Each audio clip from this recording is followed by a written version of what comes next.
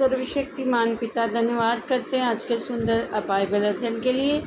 खुदावन हर एक को बड़ी बरकत दे, आशीष कर पिता, यीशु नाम से मांगते हैं, आमीन। हम पढ़ेंगे न्यायों की किताब 6 अध्याय, गिदोन का चरित्र। तब इस्राएलियों ने यहोवा की दृष्टि में बुरा किया, इसलिए यहोवा ने उन्हें मिदानियों के वश में 7 वर्ष तक रखा और मिदानी इस्राएलियों पर प्रबल हो गए। मिदानियों के डर के मारे इस्राएलियों ने पहाड़ों के गहरे खड्डों और गुफाओं और किलों को अपने निवास बना लिए। जब जब इस्राएली बीज बोते तब मिदानी और अमालेकी और पूर्वी लोग उनके विरुद्ध चढ़ाई करके अज्जा तक छावनी डाल कर भूमि की उपज नष्ट कर डालते थे और इस्राएलियों के लिए ना तो कुछ भोजन वस्तु, ना भेड़ बकरी, ना गाय बैल, ना गधा छोड़ते थे, क्योंकि वे अपने पशुओं और डेरों को लिए हुए चढ़ाई करते और टिड्डियों के दल के समान बहुत आते थे और उनके ऊँट भी अनगिनत होते थे और वह देश को उजाड़ने के लिए उसमें आया करते थे। और मिदानियों के कारण इस्राएली बड़ी दुर्दशा में पड़ गए। तब इस्राएलियों ने यहोवा की दुहाई दी।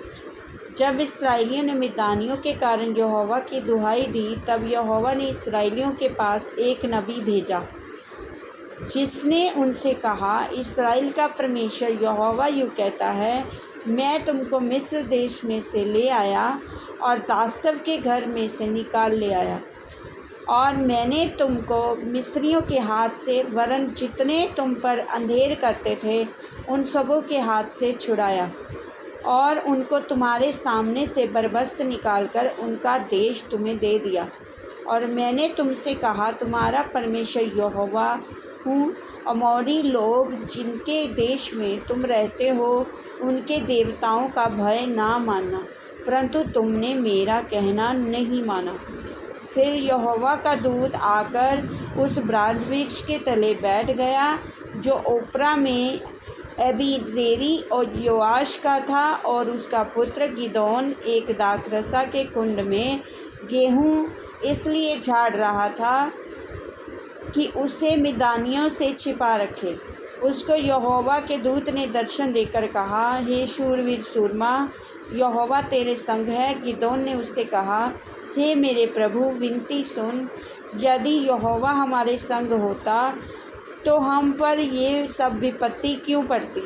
और जितने आश्चर्य कर्मों का वर्णन हमारे पुरखा ये कहकर करते थे, क्या यहोवा हमको मिस्र देश से छुड़ा नहीं लाया, वे कहाँ रहे। अब तो यहोवा ने हमको त्याग दिया और मिदानियों के हाथ में कर दिया है। तब यहोवा ने उस पर दृष्टि करके कहा, अपनी इसी शक्ति पर जा और तू इस्राएलियों को मिदानियों के हाथ से छुड़ाएगा। क्या मैंने तुझे नहीं भेजा। उसने कहा, हे मेरे प्रभु, विनती सुन, मैं इस्राएल को कैसे छुड़ाऊँ। देख, मेरा कुल मनश्शे के सबसे कंगाल में है, फिर मैं अपने पिता के घराने में सबसे छोटा हूँ। यहोवा ने उससे कहा, निश्चय मैं तेरे संग रहूँगा, इसलिए तू मिदानियों को ऐसा मार लेगा जैसा एक मनुष्य को।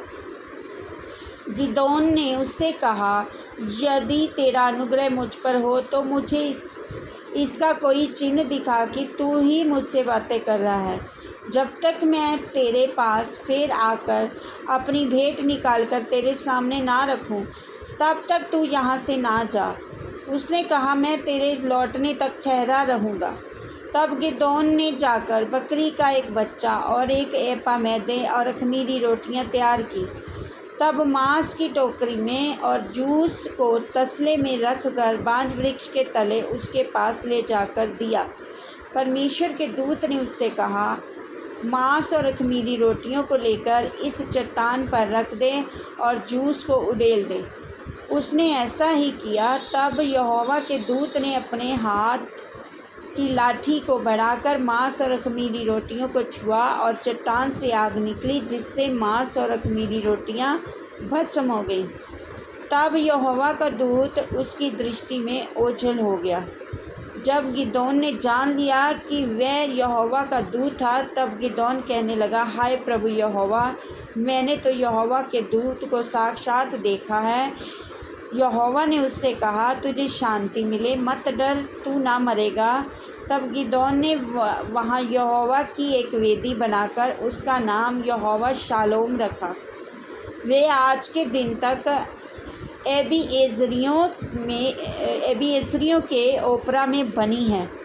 फिर उसी रात को यहोवा ने गिदोन से कहा, अपने पिता का जवान बैल अर्थात दूसरा 7 वर्ष का बैल ले और बाल की जो वेदी तेरे पिता की है उसे गिरा दे, और जो अशेरा देवी उसके पास है उसे काट डाल, और उस दृढ़ स्थान की चोटी पर ठहराई हुई रीति से अपने परमेश्वर यहोवा की एक वेदी बना।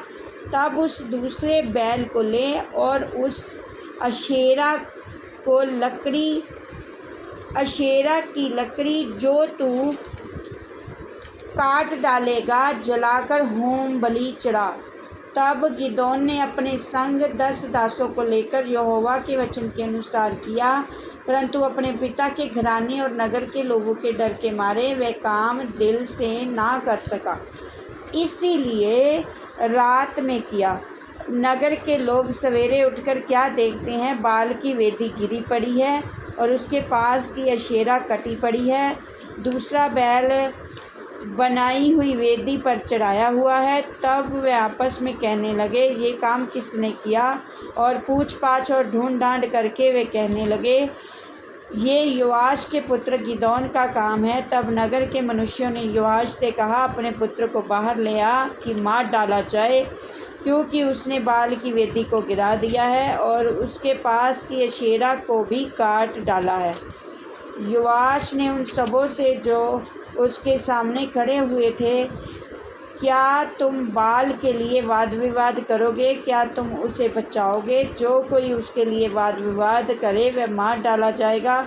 सवेरे तक ठहरे रहो, तब तक यदि वह परमेश्वर हो तो जिसने उसकी वेदी गिराई है उससे वह आप ही अपना वाद विवाद करे। इसलिए उस दिन गिदोन का नाम ये कहकर जरुब्बाल रखा गया कि इसने जो बाल की वेदी गिराई है तो इस पर बाल आप वाद विवाद कर ले। इसके बाद सब मिदानी और अमलेकी और पूर्वी इकट्ठे हुए, पार आकर जिज्रेल की तराई में डेरे डाले। तब यहोवा का आत्मा गिदोन में समाया और उसने नरसिंगा फूँका। अबीएज़री उसकी सुनने के लिए इकट्ठे हुए। फिर उसने समस्त मनशे के पास अपने दूत भेजे और वह भी उसके समीप इकट्ठे हुए, और उसने आशेर, जबूलून और नप्ताली के पास भी दूत भेजे। तब वह भी उससे मिलने के लिए चले आए। तब गिदोन ने परमेश्वर से कहा, यदि तू अपने वचन के अनुसार इस्राएल को मेरे द्वारा छुड़ाएगा तो सुन, मैं एक भेड़ी की ऊन खलिहान में रखूँगा। यदि ओस केवल ऊन पर पड़े तो उसे छोड़ सारी भूमि सूखी रह जाए, तो मैं जान लूँगा कि तू अपने वचन के अनुसार इस्राएल को मेरे द्वारा छुड़ाएगा। और ऐसा ही हुआ। इसलिए जब उसने सवेरे उठकर उस ऊन को दबाकर उसमें से ओस निचोड़ी, तब एक कटोरा भर गया। फिर गिदोन ने परमेश्वर से कहा, यदि मैं एक बार फिर कहूँ तो तेरा क्रोध मुझ पर ना भड़के, मैं इस ऊन से एक बार और भी तेरी परीक्षा करूं, अर्थात केवल ऊन ही सूखी रहे और सारी भूमि पर ओस पड़े। उस रात को परमेश्वर ने ऐसा ही किया, अर्थात केवल ऊन ही सूखी रह गई और सारी भूमि पर ओस पड़ी। इस वचन के द्वारा प्रभु ब्लेस करेंगी। आमीन। सब कुछ है।